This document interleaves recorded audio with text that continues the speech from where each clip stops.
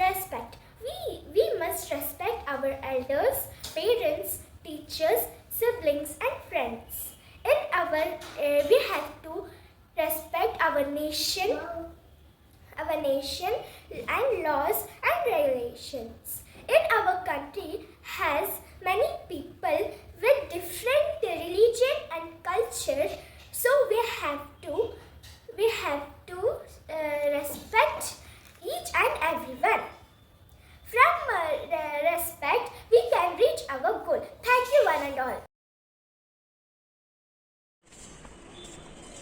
ನಾವು ಯಾವಾಗಲೂ ಆಶಾವಾದಿಗಳಾಗಿ ಯೋಚಿಸ್ತಾ ಇರಬೇಕಾಗ್ತದೆ. ಕೆಲವೊಂದು ಸಂದರ್ಭದಲ್ಲಿ ನೆಗೆಟಿವಿಟಿ ಥಿಂಕಿಂಗನ್ನು ಥಾಟ್ಸನ್ನು ಬಿಟ್ಟು ಪಾಸಿಟಿವ್ ಥಿಂಕಿಂಗ್ ತುಂಬ ಆಶಾಭಾವನೆಯಿಂದ ಜೀವಿಸೋದು ತುಂಬ ಅಗತ್ಯ ಆಗ್ತದೆ. ಸಮಸ್ಯೆ ಎದುರಿಸೋ ಮನಸ್ಥೈರ್ಯ ನಿರಾಶಾವಾದಿಯನ್ನು ಸಂಕಟವನ್ನು ಮತ್ತಷ್ಟು ಹೆದರಿಸಿ ಜೀವನ ತ್ಯಾಗವನ್ನೇ ಕಿತ್ತುಕೊಳ್ತದೆ.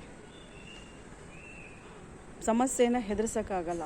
ಮನಸ್ಥೈರ್ಯ ಇದ್ದರೆ, ಆಶಾವಾದ ಇದ್ದರೆ, ನಮ್ಮಲ್ಲಿ ಯಾವತ್ತೂ ಒಂದು ಉತ್ತಮವಾದ ಆಶಾಭಾವನೆ ಇದ್ದರೆ ನಿರುತ್ಸಾಹವನ್ನು ತಡೆಗಟ್ಟಿ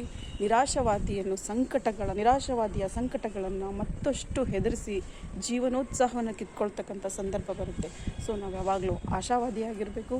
ಹಾಗಾಗಿ ನಿರಾಶಾವಾದಿಯಾಗಿ ಯಾವತ್ತೂ ನಾವು ನೆಗೆಟಿವ್ ಥಿಂಕಿಂಗ್ ತೊಗೋಬಾರ್ದು. ಏನೇ ಸಂದರ್ಭ ಬರಲಿ, ಎಂಥ ಸವಾಲುಗಳನ್ನು ನಾವು ಹೆದರಿಸ್ಬೇಕಾದ್ರೂ ಆಶಾವಾದ ಆಗಿರಬೇಕಾದಂಥ ಸಿಚುವೇಶನ್ನ ನಾವು ತುಂಬ ಗ್ರಹಿಸ್ಕೋಬೇಕಾಗ್ತದೆ.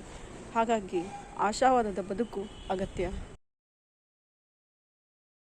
ಎಂಬುದು ಮಾನವನ ಜೀವನದಲ್ಲಿ ಮೂಲ ತತ್ವ. ಅದನ್ನು ಅನುಸರಿಸುವುದು ಮುಖ್ಯ.